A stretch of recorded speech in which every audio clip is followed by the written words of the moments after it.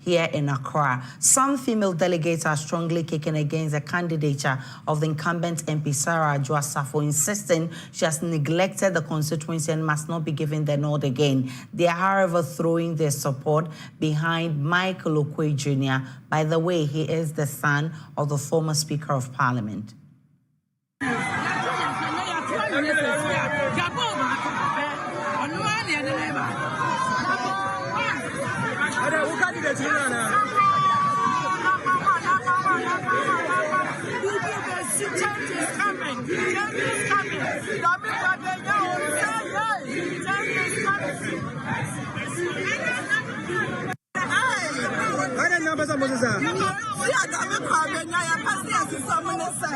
For the past 12 years,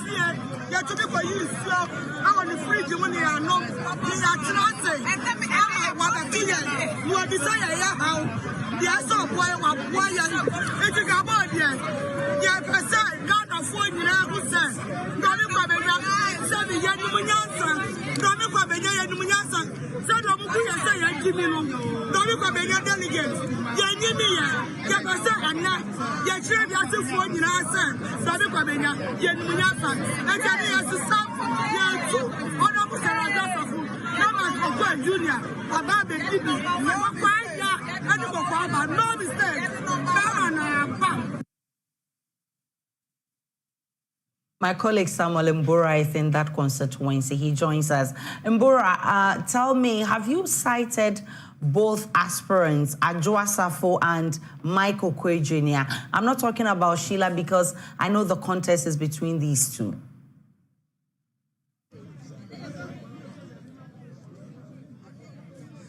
Well, as of now, it is uncertain how the outcome will be, Aisha.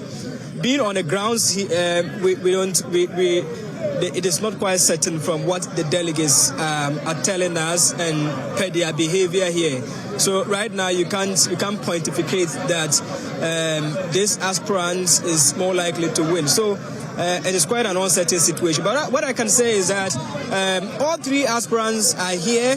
The first to have come here was Sheila Oponsechi. She was the first person. When I arrived here at about 6:40 to 7 o'clock, she was already seated here with her team, engaging the delegates, exchanging pleasantries with them. The second to arrive was Madam Adwoa Safo, the incumbent MP. She also arrived with her team and then gave the delegates some breakfast. That was rice porridge with bread, and had some brief conversation with her team as well. But I must say the welcome from the delegates was not that encouraging. Someone would have expected that at least as an incumbent or a sitting MP should have had a rousing welcome from the delegates. But from the demeanor of the delegates, they were somehow withdrawn in their actions whilst she rather tried to engage them and all that. And the last person to arrive at the venue here was Michael Oquaye Jr., who is contesting this election for the third time.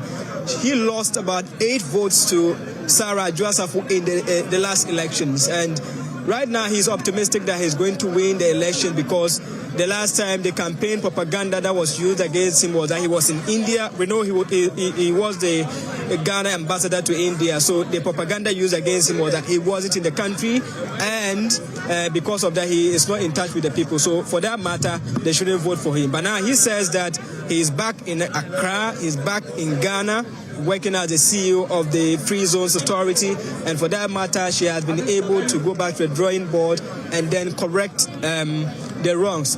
We can listen to that interview that he granted me, responding to the causes of his loss in the previous election and other matters so far as this election is concerned. All right, we'll try and get that and play that interview. But again, have you spoken with Adwoa Safo?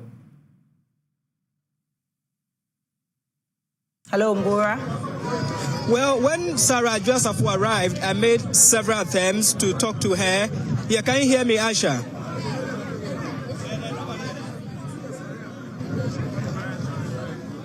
Asha, can you hear me? Mbura, go on. You're on air. We can hear you. Well, right. So when Sarah Adwoa Safo arrived, I actually made the first attempt and then followed her several times to hear from her, at least a word to our viewers and the delegates, but she declined to talk to us. She initially promised that after casting her ballot, she would talk to us, but after casting the ballot, she had a brief conversation with her team, and since then, she had not even made that attempt to talk to the media. But if you look at her body demeanor and posturing so far, you could feel that she's somehow not settled yet. You could see that she's somehow agitated within her. There's some level of tension within her because the atmosphere here is quite uncertain. You can see the delegates sitting there quietly, waiting for their turn to go and cast their ballot. But we don't know who they are going to vote for. And no one can claim at the moment, the three aspirants, that, okay, maybe it is going in my favor or it is going against this particular person. So far, about 1,000 of them, I'm told, have cast their ballots. If you recall the previous election, they were a little over 900, but the number has increased double as a result of the creation of new polling stations in Domi Kobia, which has actually shot the number to that level. So for now, Sarah Adwoa Safo wouldn't talk to us on record. Madam Sheila Opon Sechi wouldn't also talk to us patiently to witness the entire election process. Perhaps when the elections are declared, that is where they'll be talking to the media. We are also picking information of some sharing of money, with the list being 5,000. Have you also picked up something on this?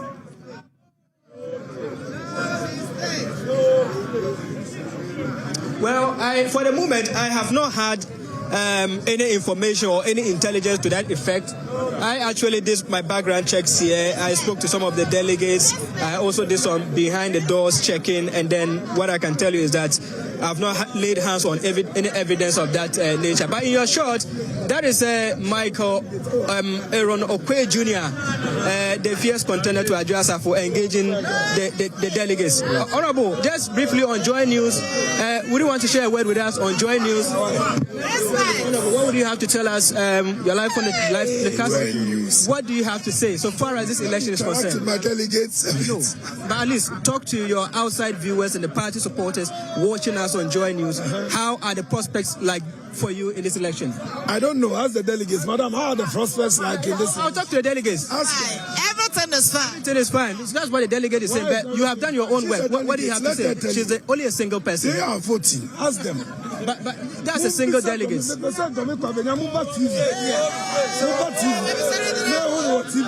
you optimistic of winning? I've spoken to them already, but I want to hear from you. Ask them. Ask the delegates.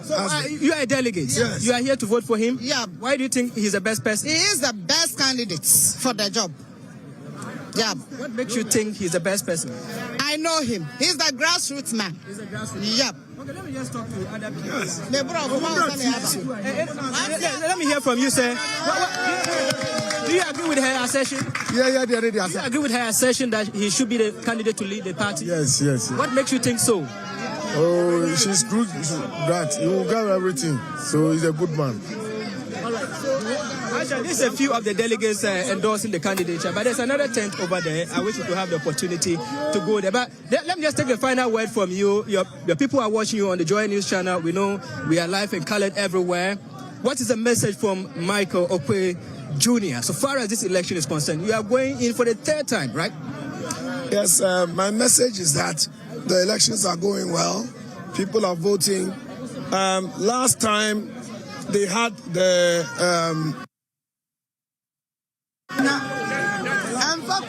we are listening. We are listening. I just want to make sure they don't stampede. We can make progress. We're okay. We're okay. We're okay. Everybody are okay. Your people are watching you. What do you have to tell them? Last time delegates were here. The delegates were in the sun. They were suffering. So this time, I personally provided canopies and chairs for the delegates so that they can sit down and be away from the sun. So I was making a very funny side joke that my colleague candidates who did not provide the canopies and the chairs, they can shake them in the sun, but they shouldn't come and shake them with the seats and the canopy. But that's just, by the way, just a joke. So what is your message to Ghanaians then? So far as this election is concerned, the last time you lost by 8 votes to Sarah Adwoa Safo. What is the trick that will work for you this time around? Oh, you asked me this question in the morning. I've forgotten. And I answered you that then I was in India and she was in Ghana. Now I'm in Ghana and she was in America. So we'll see what happens. What is your projection, your win projection? My projection is the count. So when they count, I'll know the projection at that time. Is Adwoa Safo giving you headache? Oh, I mean, I don't have a headache, so I don't know who can give me a headache. I don't have any headache at all. Do you think she's competent? She has done well for the people of Dom But you know that Adwoa is my sister in the party. I can't say anything bad about her outside. But when I meet my delegates at home, you don't wash your dirty linen in public. So whatever the issue is with Adwoa, I'll say it to the delegates and it stays there. The last time we had that interview, you told me that there's some level of anger and anguish within the party, and the delegates will speak for it today. Yes. Taking into consideration that at a point she absconded her parliamentary duties and your people were not happy, the minority had to shield her and all that. You think that is going to manifest today? I cannot comment on those details. As I said, those are general statements, no details to come from me. So you are optimistic of a win? Well, I pray to God that I find favor with the delegates. I've served them. I've been there for them all this time. When even the MP wasn't there, I was the one doing everything with them. So I pray that when they get to the booth, they also have favor with me and also vote for me to lead them so they can see what I can do for the constituency. When I came, I heard them mentioning a particular name. That indicates that you are more than less a grassroots man. And even your manifesto that you have provided, you say you are the grassroots man. Why? How is it the case that you are the homeboy in Domi-Kobia? Well, I've been living in Domi-Kobia since 1981. So, I mean, I've been playing football in Hacho. I was a number 6. I was known to play Buga a lot, you know. So I've lived with the people. So they know me and they know I am. I'm real. If I'm upset, I'm upset. If I'm happy, I'm happy. If there is a mistake, after all, even your own child can make a mistake and you forgive them if you love them. So we work together and we see what happens in future. All right, but have you had intelligence that perhaps your contenders are trying to induce these delegates to vote against you? No, I mean, is there something going on like that? Because I want to go and report them. Is anything like that going on? I'm asking for maybe your team is gathering some intelligence. No, nothing like that. You are not also doing same? Everything is free and fair. You're not giving transport? No. You're not giving breakfast or lunch? No, I'm giving them tents and chairs. No lunch? No lunch, no transport. Maybe because the election is changing at 2.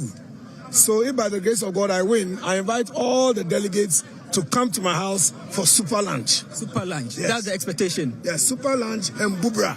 Bubra? Yes. Are your contenders also doing same, maybe giving some lunch or something? I've not got that intelligence You don't yet. know about that? Yes. I see. But even me, when I lost last time, I gave them fufu and bubra. So imagine if I win. I always want to take care of the delegates because at the end of the day, they are the people who make the party tick. So whether they vote for me or not, I'll still love them. I just pray that that love to one day they'll show it back to me. I'm hearing a slogan like "No mistake." What does that mean? Oh, the delegates are saying they made a mistake 4 years ago, but this time, no mistake. No mistake. Yes. The mistake is Adwoa Safo. Oh, well, they said 4 years ago there was a mistake. So you put 2 and 2 together. All right, Honorable, I wish you all the best. That's Michael Oquaye Jr. there. He is a former ambassador to India and currently the CEO of Ghana Free Zones Authority, talking to us now. But right behind me, Aisha, before you get in there, you have to go through some thorough scanning. They have to ensure that you don't send any foreign material into the voting area, and that's what the police officers there are currently doing. So they take 10 people at a go, screen them, let you get to the second parameter of it, then you leave your phone there and then go to cast your ballot. Like I said, the atmosphere here has been calm. There's high level of uncertainty as to who is likely to win the election. We know anything can happen. But one interesting thing or information I picked was that, in the previous election, we know Kennedy Japan was here to support the incumbent MP. But this time around, he isn't here. So people feel that that disconnect maybe will affect her fortune. So that is what I can report for now, as we are waiting for the official close of polls at 2 p.m. It just left with barely 40 minutes for the polls to close per the communication given by the party. So if you don't have further questions, I'll hand it over back to you, Aisha, and the team in the studio from the Dome Kobia Atomic Park in the constituency. Actually, it's 44 minutes to ending the elections. That's Samuel Mbora from the Dom Kwabenya constituency. Asabi, you know what baffles me? For sure. Adwoa Safo, after all said and done, the NPP actually wanted her out, okay? And then you had the opportunity. She came to face the vetting committee, and you still let her go? You had a fine opportunity to dismiss her. I don't buy the idea that we wanted her out.